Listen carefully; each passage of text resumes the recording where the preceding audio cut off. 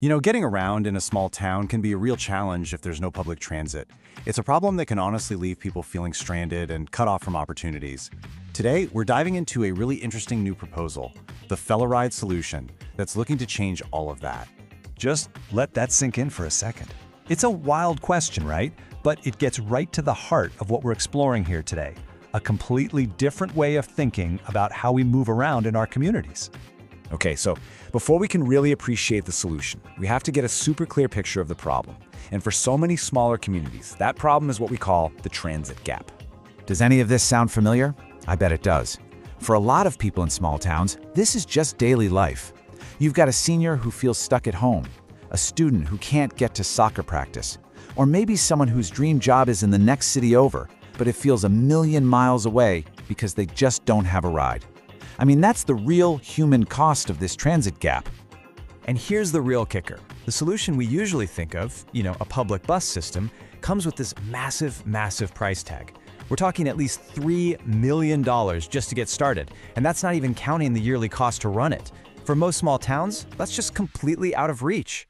So, if the old model is basically broken for small towns, what's the alternative? Well, this is where we get to shift gears and look at a new idea: community-powered transportation. And the engine behind this new model is a platform called FellaRide. Now, the key phrase to pay attention to here is trusted groups. This is not a taxi service with strangers driving you around to make a profit. Nope, this is all about neighbors helping neighbors, just sharing the cost of trips that are already being made anyway. This quote from FellaRide really hits the nail on the head. The whole point is to connect people who already have something in common. They're coworkers, or they go to the same school, or live in the same neighborhood. Because that shared connection, that's what builds trust naturally.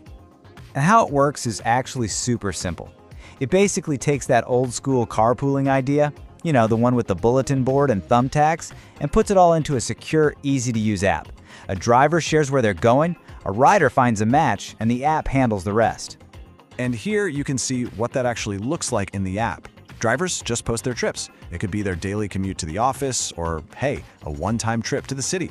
The whole idea is to tap into all those car trips that are already happening every single day. Now this is the real game changer. Imagine a driver is heading from town A all the way to town D. With this multi-stop feature, they can actually pick someone up in town B and drop someone else off in town C, all along their original route. All of a sudden, one person's car trip becomes this flexible, community-powered bus route. It's brilliant. And this is a big but. This isn't something residents have to just figure out all by themselves. The whole model is built on a really important collaboration, a partnership for mobility between the town itself and the platform. Okay, so look at how the roles are split here. The town basically acts as the champion. It promotes the service, gets local businesses on board. Meanwhile, FellaRide brings the entire tech backbone, the app, the safety checks, all the customer support. It's a real team effort. All right, so what's the actual payoff? What does a town get out of adopting a model like this? Well, the benefits are huge, and they touch on everything from the town's budget to a person's quality of life. I mean, just look at these numbers. The story they tell is pretty powerful. Instead of millions of dollars upfront and hundreds of thousands every year just to keep buses running, this community model is incredibly lightweight. The town leverages the cars and the trips that are already there. It's a total paradigm shift. And it goes way beyond the budget. Think about the human impact here. Seniors and students get their independence back. Workers can suddenly apply for jobs in nearby cities, which boosts the whole local economy. And by filling empty seats in cars, the town actually cuts down on traffic and helps meet its climate goals. It's a win-win-win. So you might be wondering, where would a system like this really make the biggest splash? Well, the data shows it's for the most common trips people are already struggling with. That daily work commute, getting kids to school or college, and connecting people to things like doctor's appointments or community events. Okay, this all sounds great in theory, right? But how does a town actually get the ball rolling? Well, the proposal outlines a really clear, low-risk way to get started. A 6-month pilot program. It's perfect. It lets the community test the whole thing out.